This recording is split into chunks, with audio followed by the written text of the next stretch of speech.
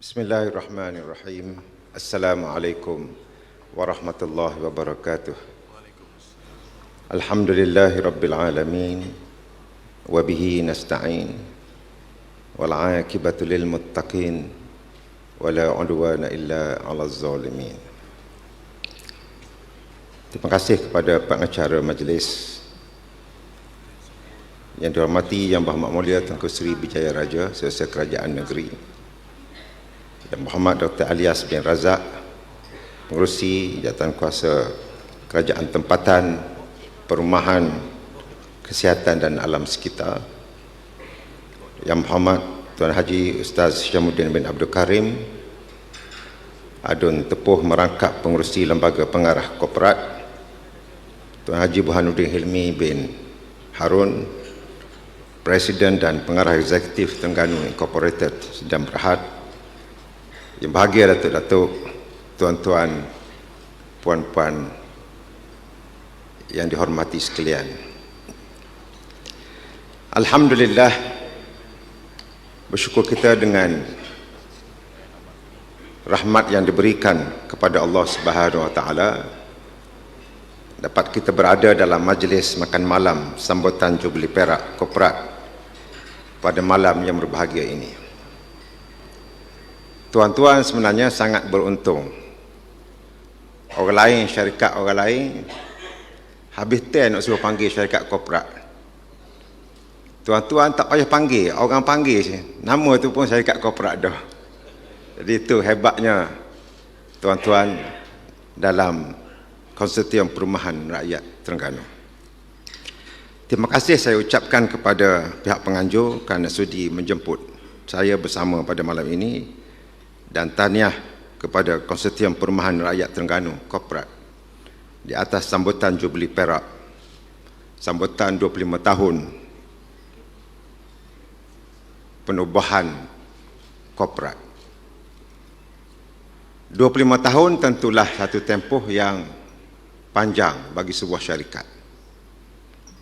Saya tak tahu sama ada, masih ada tidak lagi orang yang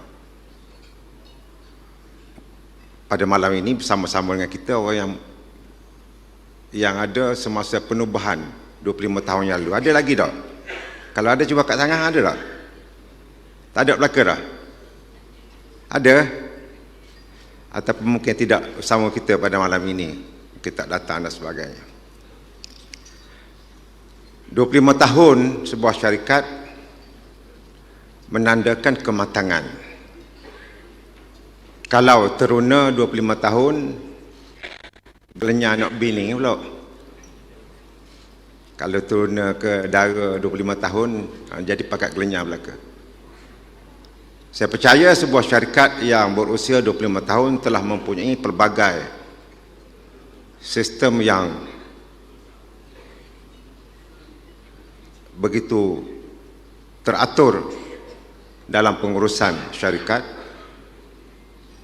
ataupun perlu ditambah supaya lebih profesional.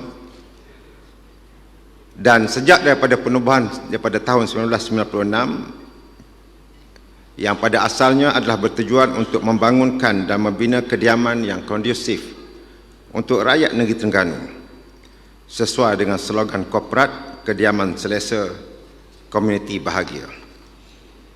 Saya difahamkan sepanjang tempoh 25 tahun ini, hampir 5,000 buah rumah telah dibina dalam tempoh 25 tahun, melibatkan rumah mampu milik dan komersial di seluruh negeri Terengganu. Walaupun berhadapan dengan pandemik COVID-19 dan kita melihat banyak syarikat perumahan yang mengalami kerugian, namun saya dimaklumkan bahawa korporat masih dapat mengekalkan keuntungan syarikat seperti tahun-tahun sebelumnya. Tahniahlah kepada pengurusan korporat.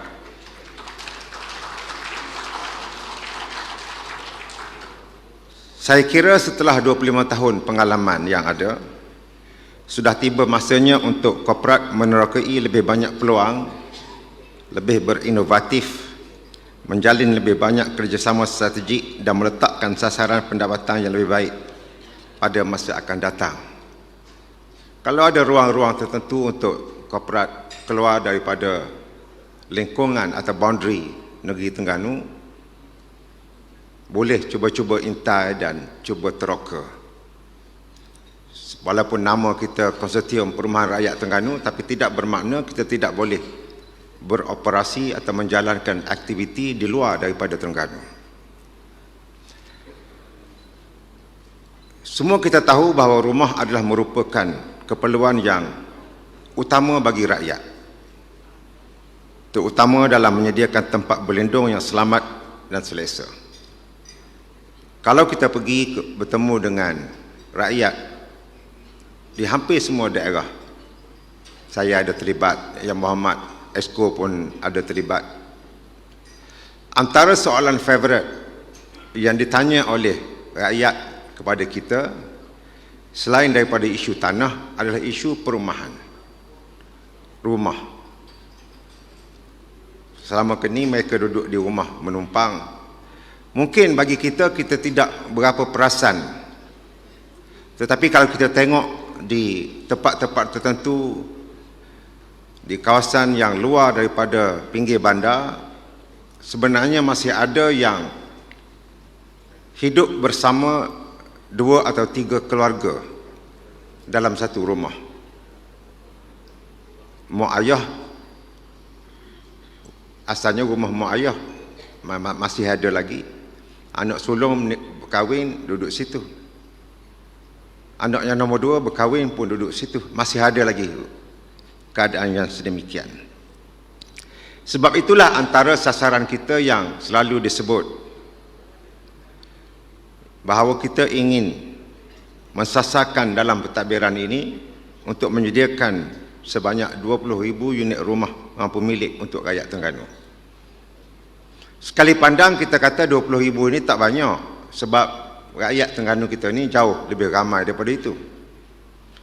20,000 ni is just mere berapa persen je? 1%, tak sampai 1%, lebih pada kurang daripada 1% lagi. Dan kita sedar bahawa nak sediakan rumah sebenarnya is a tedious process. Kita rancang hari ni ataupun kita buat keputusan nak buat satu perumahan, sebagaimana yang tuan-tuan sudah maklum, proses itu bukan mari debok gitu je. Banyak proses-proses yang memakan masa. Itu tak campur lagi sekiranya ada masalah dengan tanahnya dan sebagainya. Tak campur lagi dengan keadaan pasaran yang ada sekarang ini, keadaan pasaran buruh yang menjadi cabaran yang besar kepada semua syarikat-syarikat. Jam kalau sebelah di Pantai Barat yang banyak bergantung kepada warga asing untuk nak bekerja, tak ada warga asing ini, jam terus, jam kering orang kata. Tak boleh beroperasi. Bukan peladangan saja, perumahan pun. Saya rasa masa pandemik baru ni pun tuan-tuan setengah-setengah syarikat di negeri Terengganu ni pun berdepan dengan suasana yang sama. Perkara yang kedua yang menjadi masalah dan halangan ialah kenaikan harga barang yang setengahnya di luar daripada kawalan kerajaan, sama ada kerajaan negeri atau kerajaan pusat, apabila berkait dengan isu global di peringkat antarabangsa, perang Ukraine dan Amerika untuk komoditi-komoditi tertentu, dan juga